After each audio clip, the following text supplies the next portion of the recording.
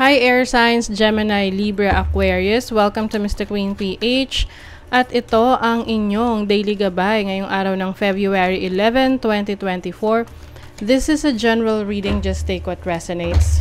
Watch your Sun, Moon, Rising, Venus for other messages. And thank you sa lahat ng mga sumusuporta dito sa ating channel.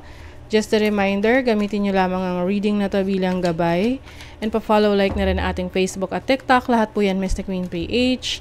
And please like, share, subscribe para lagi kayong updated sa ating mga readings. And please check out my Shopee. Available ang mga protection and prosperity items, bracelets, zodiac sign bracelets, and many more. Link on the description. Okay, air signs. Let's see your message for today. February 11. Okay, wow. New creative ideas, new ventures, a fresh start. So, ganadong-ganado kayo ngayon na bumangon sa umaga. Oo. Ang tanong, para kanino ka bumabangon? Parang yung commercial lang ng kape. So, ngayon, meron kang source of inspiration. Masaya ka. Meron kang mga bagong sinisimulan. Pwedeng may bago kang proyekto, may bago kang negosyo, may bago kang trabaho. So, there's a fresh start for you na nagpapakilig sa inyo, nag-i-inspire sa inyo. You also have, may mga problema ka daw na masusolusyonan mo na. Kaya naman siguro, ngayon you're feeling good kasi may solusyon na.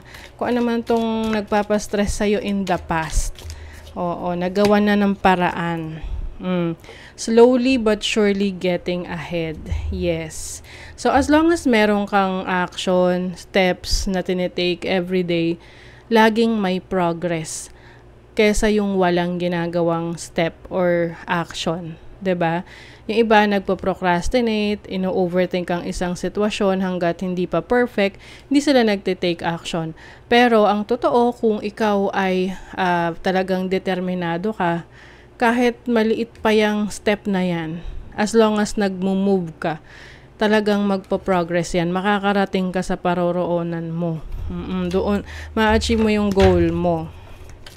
'Di ba?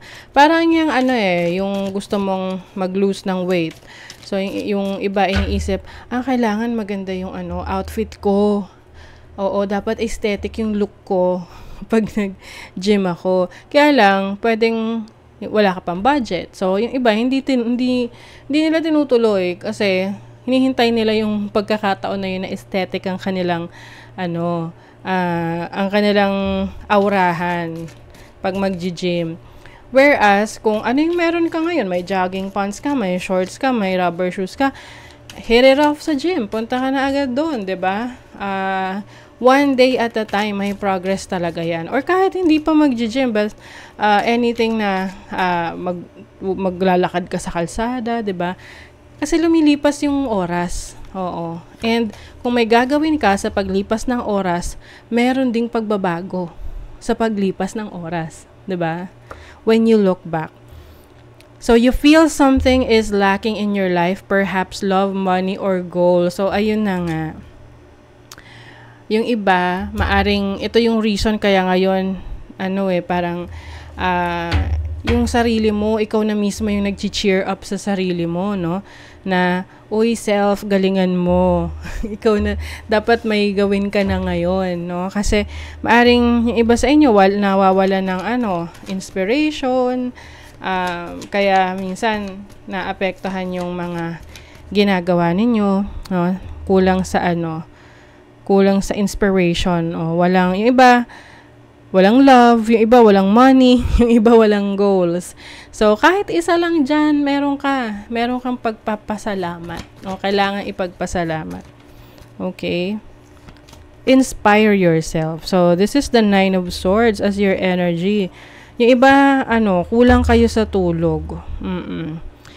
Pwedeng may nagpapastress sa inyo or talagang may medical condition na kailangan nyo ng ayusin, no?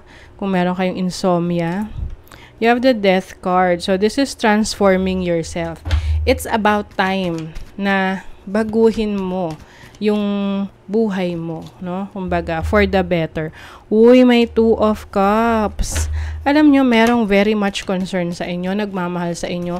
Whether this is a romantic partner, a friend, anak, kapatid, or someone na talagang sinusuportahan ka sa gusto mo, sa mga ginagawa mo. So, sila yung dapat nyong gawing inspiration, no? Para, meron kang gana na abutin ang mga goals mo. You have the Six of Swords. Things are changing for the better. You also have the Hanged Man. Nagbabago yung mga pananaw mo sa buhay ngayon. You are reassessing your situation. Kung masaya ka ba, at kung hindi ka masaya, bakit, saan nanggagaling yun, no? Inaalam mo yung mga reasons. And then, pag nalaman mo na yung reasons, can you do something about it? 'Di ba? May magagawa ka ba doon? Kasi kung wala, you have to let it go. 'Di ba? Kasi yan ay, hindi mo na kontrolado yun. 'Di ba? Anything that you can control, do something about it. Pero pag wala ka na magagawa, surrender, let it go. Okay? So, let's see your money, career, finances, messages. You have the Eight of Wands. Maraming work. Maraming trabaho. You're going to be recognized at work. Wow, the Magician. Alam nyo, air signs, napaka-talented ninyo. Especially sa communications, marketing skills, social connections. Magaling kayo sa... You're like a great salesman. Magaling kayo mangkumbinsi ng ibang tao. So, you can use that to your advantage in a good way naman, 'di ba? Like, for example, be a salesman or salesperson, no? Sales and marketing, online selling. So, yung iba sa inyo, ito ang papasukin yung negosyo or racket, other means of earning money, no? And yung iba sa inyo, you will realize how good you are. Marami ka pang talents and skills na hindi mo pa na-discover. See, North Star, you're facing the future with excitement. As you follow your dreams and embracing your passions in life. So, ngayon, bumabalik na yung spark mo, no? Bumabalik na yung excitement mo. Maaring meron kang mga na-experience na financial loss in the past. Kaya siguro somehow, yun yung naging dahilan kaya nasistress ka. Pero kailangan rin ng pagbabago no? And I think this is the right time for you na redeem yourself, no? Step into your own power. Sa relationship, you have the Tower, you have the Five of Coins, and you have the Knave of Coins. So, yung iba sa inyo, you are changing your relationship. Or pwedeng umaalis kayo sa situation na alam nyong wala nang patutunguhan. Pwedeng itong person na to ay umalis talaga sa buhay mo, ginost ka. Let them be. Hindi mo naman pwedeng pabalikin yun kung wala na talaga, 'di ba? So, yeah, itong clarity na to, you will realize kung ano yung halaga mo. It will make sense now. And for some of you, you will go out, you will have fun, and enjoy your life, okay? So, that is your reading, air signs. Thank you so much. Bye!